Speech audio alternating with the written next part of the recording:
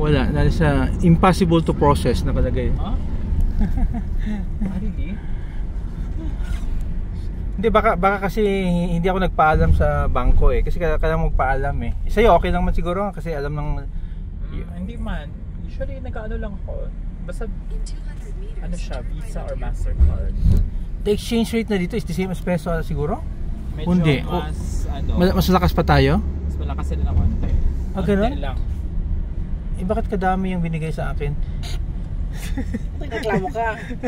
Sabi ko, nagreklamo ng laki pagtingin ko, kumpara doon sa Jordan na pagbigay sa'yo, parang lumiit yung pera mo ba? So dito dumami eh. If yung distance is malayo, oops.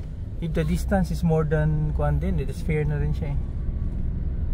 In 600 meters, merge onto Cairo Airport Bridge.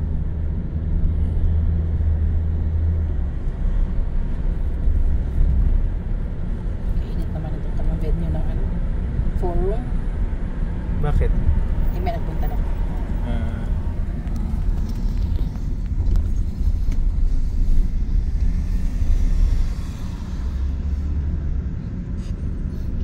Pagbigay sa akin ng cash, hindi ko na binilang kasi grabing bulk ba.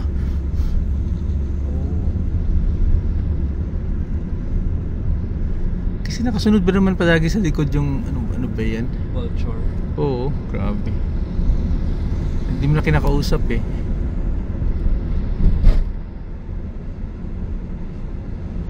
Kiara. Not yet. Wala. Not yet. Ay, ibigay niyo yung ano lang just in case bigay ko na ng ano to. Hindi tayo makatransfer eh. Ano mo na? Ihana mo na, okay. Ha? Hana mo na. Pwede isa. I-refund ko lang si Anya. Ano yun? The allowance ng youngest namin. Rental at saka student. Kano? Siya magsabi na lang. Parang rentato lang yan eh. Rent niya at saka yung... Kasi yung dati niya, yung na-credit naman yon, yung sa land bank na wrong.